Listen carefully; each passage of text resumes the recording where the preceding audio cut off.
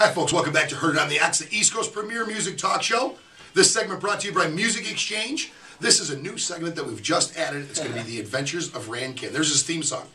Yeah, I love this theme song. It's a great theme song. I'm feeling this theme song. Absolutely.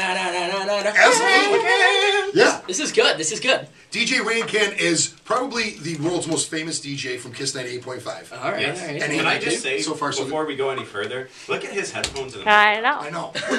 He's got like real headphones. Ours, they reek of mildew. I know. Mine don't even work. I get an ear infection from this set. Every week I get an ear infection from this set of headphones. I don't even... Jim, who's using these headphones? Oh, Willard. Jim, don't lie. Don't lie. Yeah, RanKan's one pair of headphones cost about as much as 10 pairs that KB owns. Oh, really? Yeah. I actually have a couple of those pair of headphones. I use them as backup. Yeah, he uses them as a toilet seat. He does. Yeah. Yeah. Okay, so anyways, when we extended the format of the show, we wanted to bring RanKan in because, one, he's a great DJ, two, he's a great guy, and three, he's got the coolest stories that we have ever heard. I really don't. And you're young. You're a young guy. I'm 21. 21 years old. So, I mean, I can't wait to interview you when you're 50 because you're going to have like a whole book worth of stories. I already have a book worth of stories. I don't know what it is, but this crazy stuff just always happens. So we're going to to do one story a week, and you've got to get on the air soon. So one story a week, but the one I want you to tell me is the first one you told me. All right. Okay. All right. So basically, every year we do Kiss the Summer Hello Next Door at Kiss 98.5, and we were flying in Travie McCoy. He was one of the headliners for our show last year, and along with Travie McCoy, well, he obviously had a band, and it was my job to pick him up from the airport. So it's rock and roll job. You're gonna pick up the drummer from the airport. Exactly. Okay. So I'm picking the drummer up from the airport. His name was Manny Dominic. You can follow him on Twitter at MannyTheDrummer.com, or he has a website too, everything. Okay. And when I was picking him up, he's like, "I'm from LA, man." He's like, "LA's crazy." I'm like, "Listen, you're in Buffalo right now. Buffalo's party scene's pretty out of control." Yeah. He goes, "I don't believe you. No way." I'm like, "You really want to see what Buffalo's like? I'll show you." He's like, "Yeah, you're going to take me out tonight?" I'm like, "We're going to go out tonight if that's what you want to do." He goes, "Let's do it." And let me just go backwards here. LA, have you ever been there? All the time, yeah. It is the worst party scene ever. It's really not that good. In the history of the world. Not it's at like, all. You think that it's everybody that's from the East Coast thinks you're going to go to the West Coast and it's going to be palm trees and bikinis and parties. The bar's closed, most of them at 1. 1 o'clock. Yeah. People No start... wonder Rodney King was looking for a little extra party. I mean, I don't blame the guy. Yeah, exactly. At 1 o'clock. So when you leave here and go there, it's like there's really not... It's kind of a letdown. It really is a big letdown. I agree with you. Buffalo's like really good at doing a couple things: partying and drinking and eating and worshiping losing sports teams. That too. That too. But I feel like that's not our fault. Yeah. Okay. So, anyways, you pick him up. All right. He basically throws down the gauntlet to you. I mean, he says, I'm from the West Coast. Yeah. I heard the East Coast. What's happening in Buffalo here? And you're going to say, I'll show you how to party. We're going to show them how to party. So we go out Chippewa, the Chip Strip. We're walking in all these bars. They're like, "Oh, Manny the drummer." I'm introducing them to all the bar owners and everything like that. So he's getting all these drinks for free.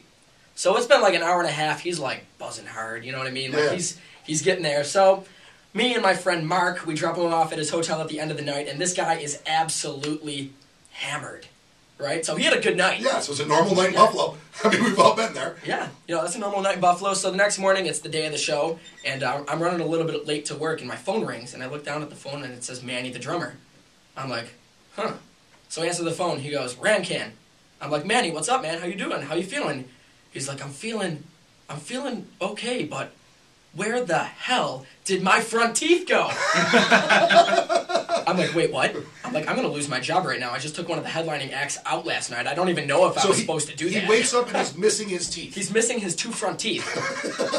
So now I'm flipping out. I'm like, my boss is going to kill me. He has to go on stage in front of like 7,000 people, missing teeth.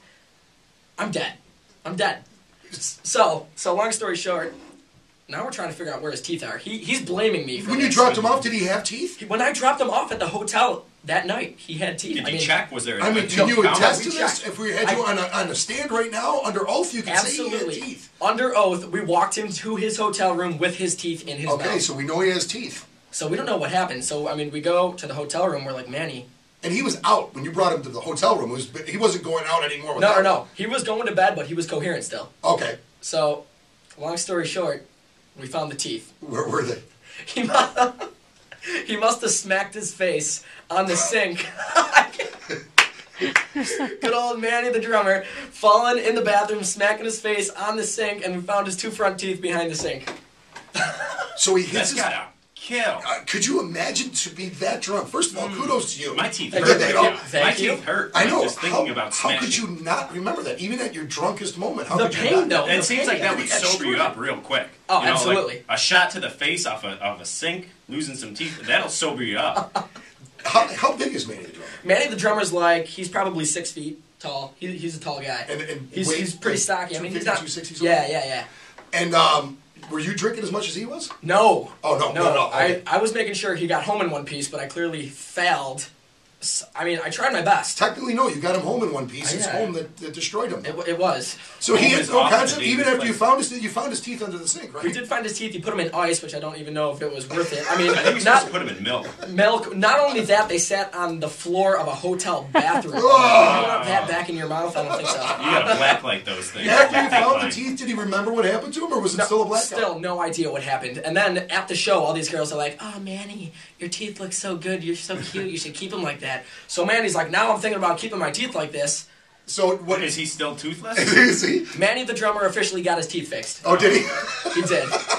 See, this is a great story. A couple months ago, I got to do sort of the same thing with Tim Reynolds from Dave Matthews Band, where I drove him around. The coolest story I got out of that was like we went and we got coffee and cigarettes. Like that's, but Yeah. you take RanKan. That's a way better story. He's losing teeth. I mean, it's just insanity. That is a way better story. And you and Manny are friends. Me and Manny are friends. regularly. We talk on Twitter all the time. We text. I was actually just texting him earlier today, telling him I was going to tell this story for you guys. So Yeah, well, that's maybe sometime during this segment we can actually get Manny on to see his side of the story, because you never know. He could have punched him. RanKan could have punched him. You know what? Manny probably got to the room, said something to RanKan, got him a little upset. He smashed his face into the sink. And I left. can't believe that upon finding his teeth, he didn't remember, because that had to be an immense, impact to knock your teeth out. he had to be out cold on the floor for like a solid hour after that happened, probably. Did he wake up? And did you ask him if he woke up in the bathroom? And He didn't wake. He didn't Oh, wake so up he made in it to bed. He made it to bed So